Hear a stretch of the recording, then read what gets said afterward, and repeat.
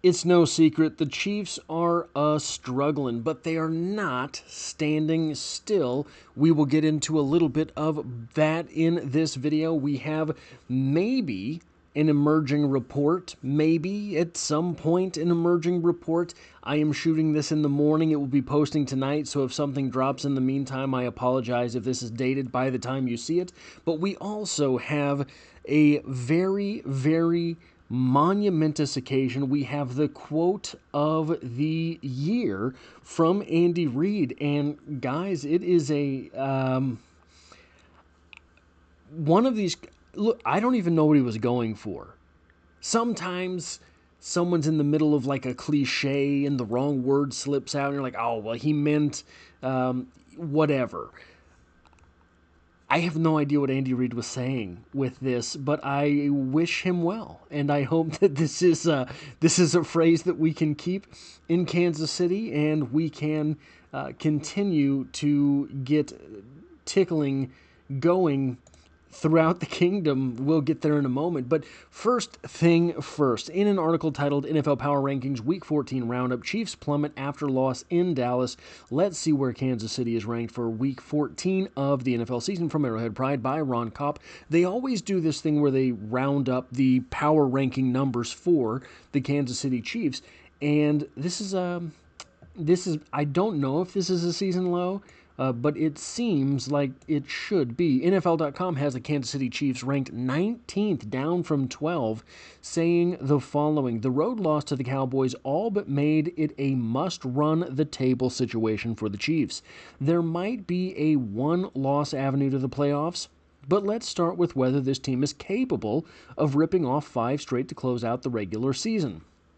The Chiefs won 5 of 6 games earlier this year. They had win streaks of 9 and 6 games last season. We know they're capable. Just look at the point differential, plus 73, or their touchdown differential, 10 more than their opponents. But will they do it? Close games have not been their friend this season after it was their lifeblood a year ago, which is why we can't assume they can replicate anything of the 2024 magnitude this time around. With 3 tough games left, I'll never truly bury the Chiefs, and they're better than their record would indicate, but it's going to take a heroic effort from the future Hall of Fame trio to prevent us from not seeing them in the playoffs for the first time. That being, presumably, Patrick Mahomes, Travis Kelce, and Chris Jones. That from Eric Edholm. So the Chiefs, after that loss to the Cowboys, stumbling everywhere. I mean, everyone has dropped the Chiefs in their own estimation, and the probability that they make the playoffs has gone down considerably as well. And there's not a whole lot that they can do to guarantee. I don't think that their destiny is still in their own hands. I think they have to have one team lose somewhere along the way. But I don't know who it is. Okay, so I apologize for that. I couldn't really figure it out. It is difficult with all of the what-if scenarios, but they do play 3 playoff teams coming up. They have to beat the Broncos, but they can't do anything to affect the Broncos making the playoffs. So that is the one game that if they were to lose, maybe it wouldn't hurt them too bad, but it's still a division loss. It's still an AFC loss. So basically they have to win out. They have to approach the season as if they have to win out, until and unless they do lose a game, at which point they have to rethink things. But I think they have to put it in the books right now that they're going to have to win out. Now, we had an interview from Andy Reid, a question and answer with Andy Reid, and he was surprisingly chipper. And the one thing that I will say off the top about that is reassuring is this whole season, as it has kind of slid out of control for the Kansas City Chiefs, it has worried me that maybe Andy Reid will hang them up at the conclusion of this season But if he is still in good spirits, it kind of strikes me that maybe that is not the case, right? Because, look, Twitter can be out with the pitchforks and the flames all they want.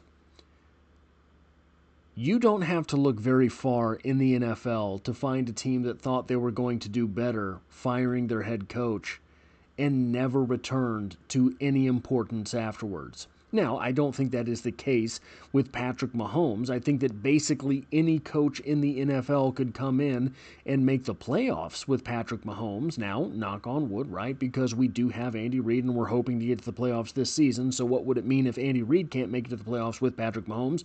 But I don't mean all the time. I make this point very, very often on the channel. Aaron Rodgers, and I know some people hate him, I know some people love him. However you feel about the guy, when you look at Aaron Rodgers physically, Aaron Rodgers is as close to Patrick Mahomes as maybe I have ever seen in the NFL. Now, he always gets the Brett Favre comparison. I don't think Brett Favre was ever as accurate as Aaron Rodgers / Patrick Mahomes. I don't think that Brett Favre was ever as innovative as Aaron Rodgers / Patrick Mahomes. Aaron Rodgers has one Super Bowl. Okay, so it is very possible to get a wrong coach, wrong quarterback combination and not go to the Super Bowl. You can make the playoffs. Aaron Rodgers has been to the playoffs a whole bunch of times. But it is something special to go to the Super Bowl at all, let alone 5 out of 6 seasons. But here we have the interview itself. This coming to us from Sports Radio 810 WHB. Andy Reid describes his level of confidence in the team right now. He told Matt Derrick, "We're going to try to tickle your tonsils on every play, every game. That's the attitude we're coming in with." I don't know what he was going for. Tickle your fancy? I don't know. I don't really know of any phrases, any idioms that have to do with your tonsils. But if this was the face of a man trying to tickle my tonsils, I would have some problems. I don't know, Andy, I don't know that I want that.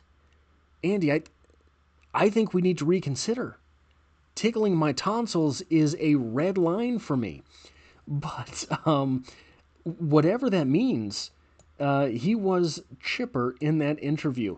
Very chipper for a guy who is 500 and has a left tackle that is supposedly heading to IR. Now, surprisingly chipper is one way to see it.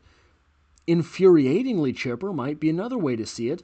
I don't fall on that end of the spectrum. I think it is a good thing that Andy Reid is in at least decent spirits, especially considering some of the other things that he talked about in that interview, acknowledging that they have only been a few plays away in all of these games. We've said that here the whole season, right? Going back to the 0-2 start, yeah, they were 0-2, but neither of those games were runaways. Neither of those games were games at which, at any point in which you really thought, oh, well, the Kansas City Chiefs can't win this one, right?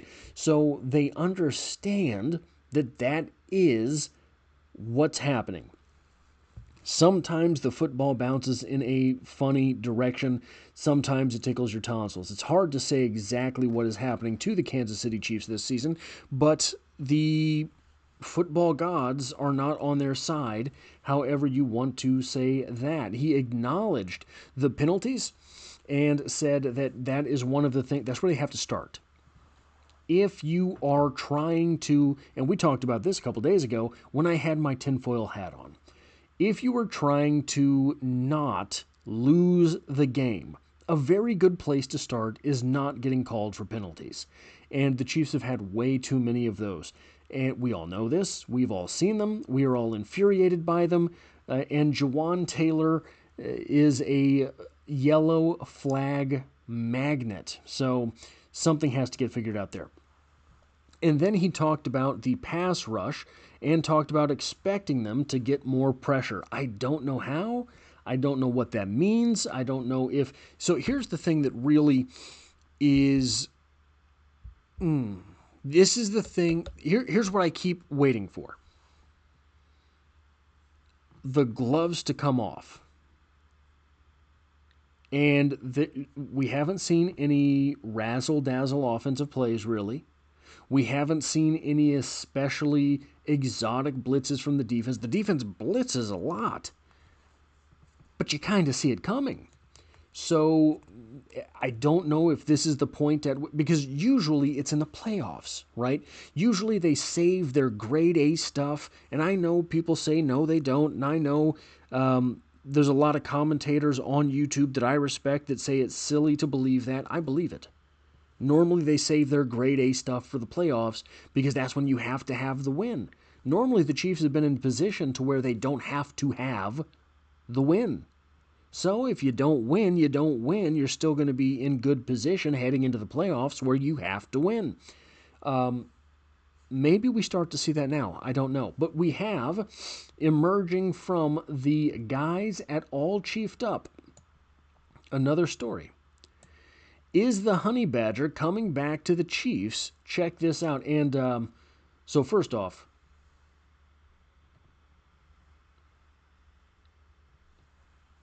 sticking with the theme of the day, okay, don't be mad at me. The guys that All Chiefed Up are the most interactive Chiefs guys on YouTube. I believe that. I believe they are the second hardest working.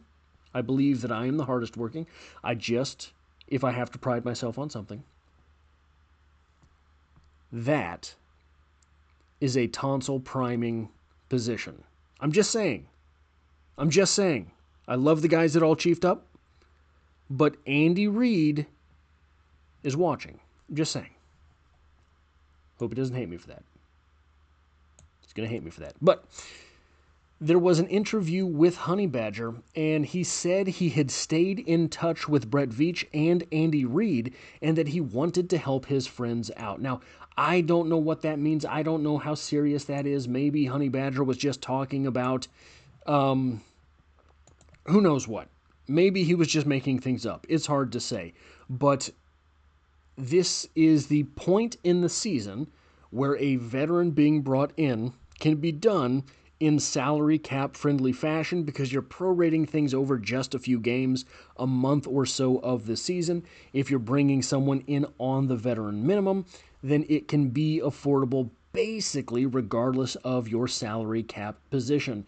I shouldn't do that to him. I shouldn't leave that up there like that. I've gotten confused in my controls here. But if Honey Badger were brought back, here's what that does. That is a veteran presence at what has somehow developed into a position of need. The Mike Edwards almost interception versus the Cowboys. Do you think Honey Badger makes that pick? I do.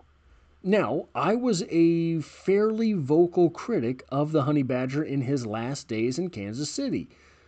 But those ended up being his last days in Kansas City, so maybe I wasn't too far off the mark. I don't think I was unfair. That said, guys, if I had to take Chamari Connor or Honey Badger at this point, I would take Honey Badger. If I had to take Mark McMillan or Honey Badger at this point, Mark McMillan must be in his 50s. I would take Mark McMillan. If I could bring James Hasty onto the field, James Hasty must be in his mid-50s, right? Maybe I'm wrong. Maybe I'm not being fair. Must be in his mid-50s, right? I would sign James Hasty in a heartbeat. Okay? Chamari Connor has got to figure something out or be kept on the sidelines. And if bringing Honey Badger back is what does that, then bringing Honey Badger back is what does that. I don't see it being an earth-shattering move if it happens.